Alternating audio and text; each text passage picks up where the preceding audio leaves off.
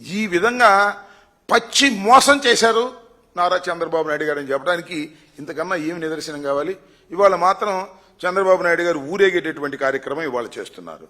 దీన్ని బట్టి అర్థమవుతుంది ఏంటంటే సూపర్ 6 సూపర్ ఫ్లాప్, సూపర్ ఫ్లాపే కాదు సూపర్ చీట్, ప్రజల్ని మోసం చేసినటువంటి ముఖ్యమంత్రి నారా చంద్రబాబు నాయుడు గారు. ఎన్నికలకు ముందు ఒకటి చెబుతారు, ఎన్నికల తరువాత అధికారంలోకి వచ్చిన తర్వాత అమలు చేయకోకుండా వైఎస్ఆర్ కాంగ్రెస్ పార్టీ వెంటబడుతుంది కాబట్టి అరకొరగా చేసి ఇంకా అయిపోయింది. సూపర్ 6 అయిపోయింది. ఎవరన్నా మాట్లాడితే నాలిక మందం అనేటువంటి పరిస్థితికి ఇవాళ చంద్రబాబు నాయుడు గారు దిగజారిపోయి ప్రచారం చేసుకునేటటువంటి కార్యక్రమం చంద్రబాబు నాయుడు గారు చేస్తున్నారు. ఇంకా పోతే కొన్ని విషయాలకు వెళ్తే చాలా విషయాలు మాట్లాడారు చంద్రబాబు నాయుడు గారు. మేమంట సర్వనాశనం చేశామంట 5 సంవత్సరాల పాటు. ఆయన దాన్ని ఇప్పుడు బయటకు తీసుకొస్తున్నాడంట. పోలవరం పడుకుందంట, ఇప్పుడు లెగుస్తుంది కావాలి పోలవరం, నాకు అర్థం కాల. అమరావతి ఆగిపోయిందంట, ఇప్పుడు అమరావతి పరిగెత్తుందేమో నాకు అర్థం కాల. నేను చూశాను అమరావతి భలే పరిగెత్తుంది,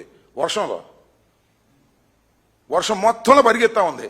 నేను అడుగుతా ఉన్నా, సిగ్గు ఎగ్గు లేకోకుండా అబద్ధాలు ఆడటంలో నారా చంద్రబాబు నాయుడు గారిని మించిన వ్యక్తి మరొకరు లేరు. పోలవరం విషయం గురించి నేను చెప్తా ఉన్నా, పోలవరాన్ని సర్వనాశనం చేసినటువంటి వ్యక్తి నారా చంద్రబాబు నాయుడు గారు. ఇవాళ మీకు గుర్తుందో లేదో, పోయినసారి 5 సంవత్సరాలు పరిపాలన చేసినప్పుడు సోమవారం పోలవరం అని వెళ్ళేవాడు, ఇప్పుడు వెళ్ళటం మానేశాడు. ఎందుకంటే వెళ్ళి అక్కడ నాశనం చేశాడు కాబట్టి ఇంకెళ్ళటం అనవసరం అనేటువంటి పద్ధతులు ఆయన రిపెంట్ అయినట్టున్నాడు. అందుకని ఇవాళ అక్కడికి వెళ్లే పరిస్థితి లేదు. సోమవారం పోలవరం అని మానేశాడు, ఇక్కడ కూర్చుని కబుర్లు చెబుతా ఉన్నాడు. పోలవరాన్ని సర్వనాశనం చేసినటువంటి వ్యక్తి నారా చంద్రబాబు నాయుడు గారు. అదేమంటే డయాఫ్రమ్ వాల్ మేము జరగొట్టామంటున్నాడు. ఆయన కాఫర్ డ్యాములు నిర్మాణం లేకోకుండా డయాఫ్రమ్ వాల్ వేసి తప్పిదం చేసినటువంటి వ్యక్తి నారా చంద్రబాబు నాయుడు గారు. ఇది నేను చెప్పింది కాదు, స్పెషల్ కమిటీ చెప్పినటువంటిది.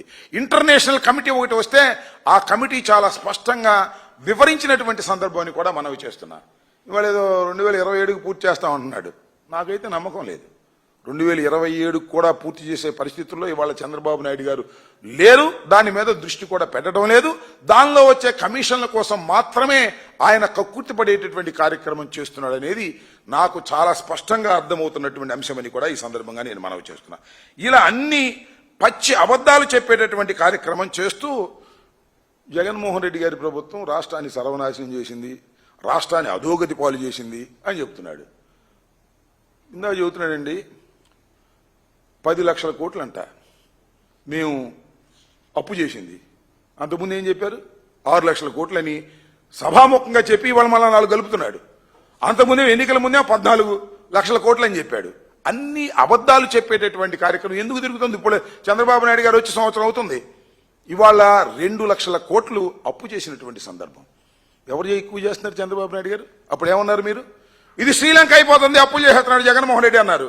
ఇవాళ మీరు వచ్చి అంతకన్నా ఎక్కువ అప్పులు చేసేటటువంటి పరిస్థితికి వచ్చి మమ్మల్ని విమర్శించే నైతిక హక్కు మీకు ఎక్కడుంది అని ఈ సందర్భంగా నేను చెప్పదలుచుకున్నా. ఈ విధంగా అనేక విధాలుగా చంద్రబాబు నాయుడు గారు మమ్మల్ని విమర్శించేటటువంటి కార్యక్రమం చేస్తున్నారు. నేను ఒకటే చెబుతున్నా, జగన్మోహన్ రెడ్డి గారి పరిపాలనలో అనేకమైనటువంటి సంక్షేమ కార్యక్రమాలు అమలు చేశాం. 2.7 లక్షల కోట్ల రూపాయలు ప్రజలకు డీబీటీ ద్వారా ఇచ్చినటువంటి సందర్భం. అంతేకాదు, గ్రామ స్థాయిలోనే అన్ని సమస్యలు పరిష్కరించుకునే విధంగా గ్రామ స్థాయిలోనే అన్ని కార్యక్రమాలు చేసినటువంటి మా ప్రభుత్వాన్ని ఇవాళ చంద్రబాబు నాయుడు గారు విమర్శించేటటువంటి కార్యక్రమం చేస్తున్నారు. అదేమంటే సింగపూర్ అంటాడు, ఇప్పుడు రాజధాని గురించి మాట్లాడుతున్నాడు. రాజధాని ఆగిపోయిందంట, ఇప్పుడు పరిగెత్తుందంట. మన సింగపూర్ వెళ్ళి వచ్చారుగా, ఏమైంది రాజధాని? వాళ్ళు ఏమైనా పెట్టుబడులు పెడతా ఉన్నారా? ఎంత అభూత కల్పనలు చెప్తా అంటే చంద్రబాబు నాయుడు గారు సింగపూర్ ప్రభుత్వమే ఇక్కడ పెట్టుబడులు పెడుతుందని చెప్పాడు. చివరికి సింగపూర్ ప్రభుత్వం కాదు పెట్టుబడి పెట్టేది, సింగపూర్లో ఉన్నటువంటి కొన్ని ప్రైవేట్ కంపెనీలతో ఒప్పందం చేసుకుని వాళ్ళ దగ్గర కిక్ బ్యాక్స్ తీసుకొని రాజధానిలో డబ్బులు కాజేయాలని ప్రయత్నం చేశారు.